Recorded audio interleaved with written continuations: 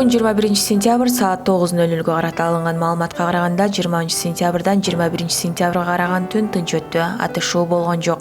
Чек ара кызматы маалымдагандай, чек арадагы кырдаал салыштырмалуу туруктуу, бирок чыңалуунун элементтери бар.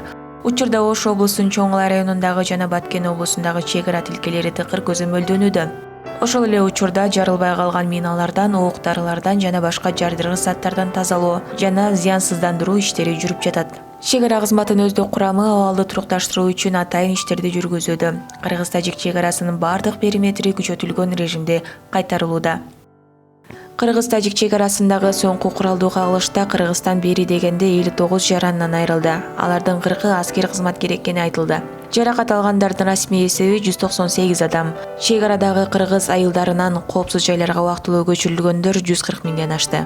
Кыргыз-тажик чек арадагы кандуу окуяда коопсуз жайга көчүрүлгөн жай тургундарынын арасында көз жарган келиндер да бар. Алардын бири Баткен шаарынын тургуну 28 жаштагы Ганикей. Ал башкалар менен катар 19 сентябрь күнү Ош мамлекеттик университетинин жатаканасына көчүрүлгөн. Ошол жерден көз жарды. Жолдошу Тынчтыкбек Абдуллаевдин айтымында бул алардын 4-чү наристеси. Кыргыз-тажик чек арасындагы куралдуу кол салууда жоготуу көп болгон үчүн элдин аманчылыгын тилеп, наристесинин атын Эламан коюшту.